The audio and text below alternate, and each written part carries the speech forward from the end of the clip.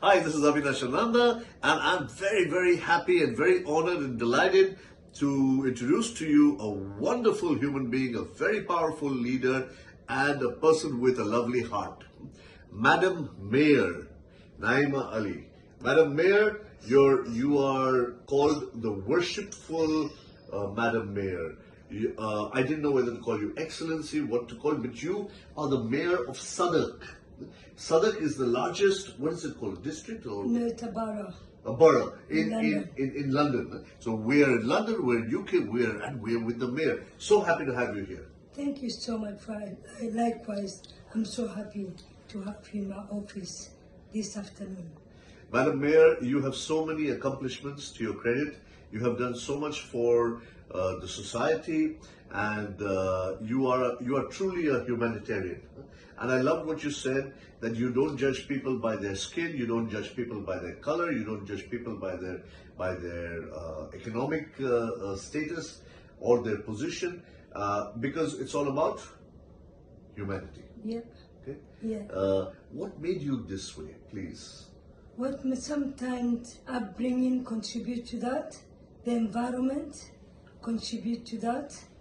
And also, I don't know, it just came to me sometime naturally, where I believe, to me, humanity come before anything else. I love you because you're a human being first. Then, the second thing, I obviously see you're a man. Sure. Then, unless you tell me that you're from India, I won't know unless I want to judge. Right. And I think when we focus on what we have more in common than that divides us, that brings us even more closer. I think this is brilliant. The whole of the science we were discussing, meta-mind alignment, which we created, the science of leadership and happiness, is all about alignment. Yes. So find more of what is in common rather than what is different. Yes. And that's one of the ways to move ahead. We call it namaste. No? Yeah, namaste, exactly. Coming together, no? Yeah. And honoring the divinity within the other. Yeah. Pain, personal pain to power, to purpose. Yeah. A little bit about that journey, please. That is one of the amazing things that I have been enjoying talking about. It's hard to talk about your lived experience. It taking risk, but to me sometimes I say it because you've gone through it, so that others won't go through it again. I don't want anybody to go through the pain that I've gone through, and that is what pushed me to be in politics. I've never ever thought that one time I would be a politician, but I've always been a humanitarian. I've always been the person who will be, when I see someone lost somewhere, I will stand and show them, tell them. And I've always, I always love to give that smile. It is natural, because that smile changes someone. You never know, just give them a smile and all of. And it's just because of the love I have for humanity. When it comes to the pain, I've gone through a lot of challenges in life, a lot. And one of the things that I have been told that I've been the best when it comes to decision making is I pick for many by sharing my story. It can be a bit embarrassing, shame, but who says shame exists? Shame was created, that terminology, by some people who are trying to suffocate people from not saying it. That's right. In the name of culture, in the name of religion, in the name of anything. And my lived experience, when I, as a councillor now, I have gone through a lot of challenges that many of our residents have gone through. But remember, they always say, if you're not at the table, you will be in the menu. I have been the luckiest one to push myself to be at the table where decisions are being made. And then by sitting there, if I don't make use of that time properly, by talking about what it is to be a resident, what it is to live that painful life, then that means I haven't accomplished my you know, what I really want, my goals, I would say. There's so many things that I've shared about. Because now in different countries, obviously, different issues are different. People tend to think that we're in Western world, we've got no problem. Believe me, we've got the highest rate of depression. We've got highest rate of single parent. We've got more kids in prison, you know, gangs, every kind of thing. But sometimes something can easily be stopped if we just give them the opportunity to share the story with them or speak on their behalf so that we can deal with the problem immediately.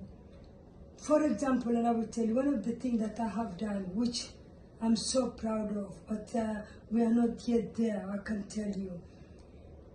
Female genital mutilation is a global issue when it comes to women. Where I came from, Somalia, 98% of women like myself have undergone female genital mutilation. Female genital mutilation is cutting part of female genitalia. They can Google, your audience can go. It's so much, and it is done in the name of culture, where one of the biggest things is to preserve virginity for men. Mm-hmm. So can you imagine now, it is now automatically say, it is shame to talk about it. But I don't see it, because I know it's been done to me against my wishes. It's a barbaric thing. And I refuse it to happen to other women. 230 million girls worldwide have undergone FGM. 4.6 million girls are at risk of undergoing FGM. At this moment you're speaking, every 12 seconds a girl is undergoing FGM. The immediate risk is death, because when they come, infection, then when the girl starts getting older, men's period pain, childbirth, because they stitch everything up. Then the women, when they try to push, especially when there is no proper facility. Then the question is, I've gone through the pain, not to some extent, luckily. I know what women can undergo, the risk. And are you telling me that my leadership position will be creating happiness if I don't do that for them?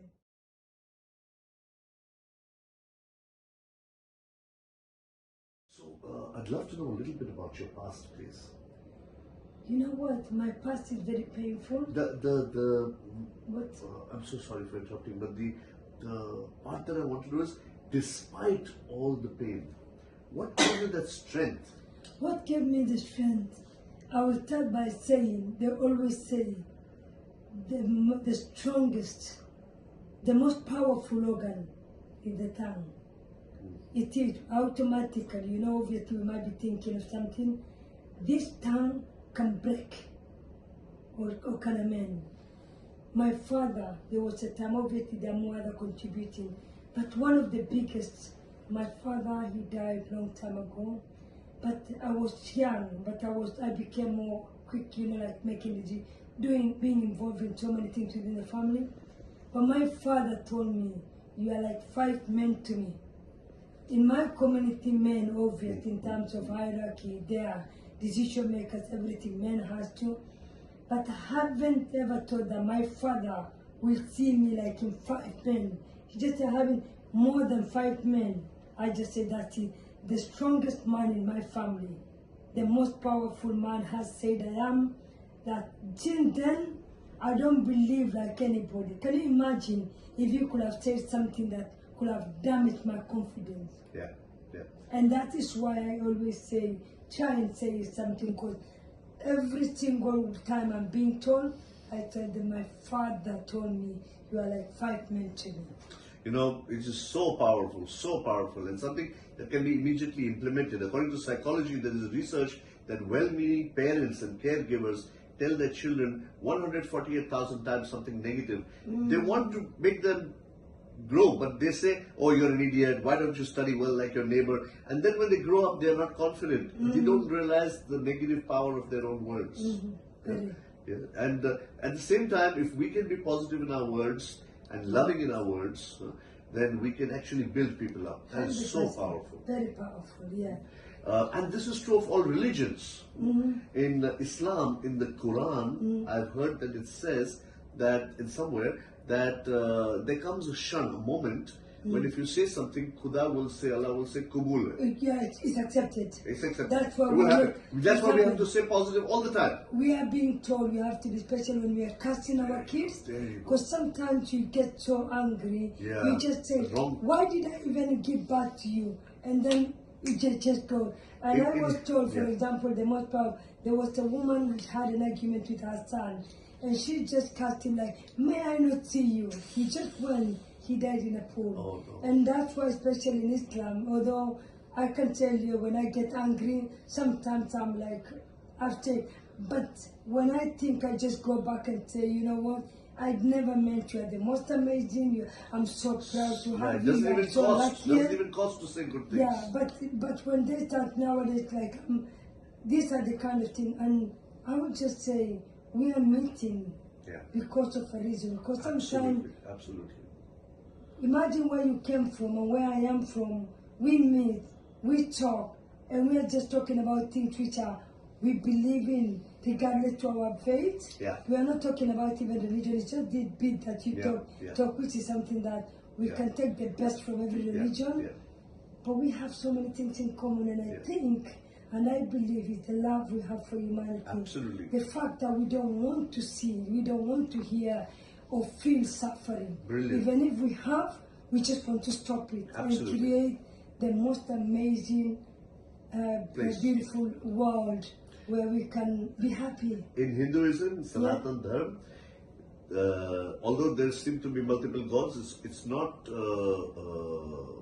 multiple gods. It's all versions of the same power. Okay. So, but there are 33 million of them. Huh? 33 million. Okay. So my grandmother used to say, when I said, I cannot do this, something negative, she said, don't say that. I said, why? She said, 33 million gods are saying Tathastu, which means it will happen. It's the same concept, that say good things will happen. I think it's always In Christianity also they say, as you sow, so you reap. Yeah. So all of them say the same thing. It's the good tongue. to train our tongue. Yes. We are so human being. We are. Talking about training the tongue, Madam Mayor, just to close, we have the program, as you know, and I'm so happy you're coming for that. Yeah. In London, for the first time, we're doing a retreat called the Master Your Mind, which we've done in other places in the world. I'm so happy, April 26th, 27th, that you're going to be there and share your story. I can't wait, to be honest, and I would love to meet everyone who will be there, because we might be coming from different parts of the world. That's right. But I think we'll be having more things that will connect us. I think so too. And I'm looking forward to that. And obviously, the best thing about this kind of event is networking. Yeah. Because you never know who you will meet there. That's correct. And That's I'm correct. a strong believer of networking. Yes. Lovely. Now I've got a friend from India. I've got a friend from Italy. That's right. And I've got a friend from different parts. Right. But thank you so much. This conversation Thank you. means a lot. Thank you. And it's from the heart. Thank you. Naima means, Blessings. and Naima means, Paradise. you are the blessing on this planet to make this world more into a paradise. Thank you. Paradise on earth. Absolutely. Thank you so much. Thank you so much. Thank you.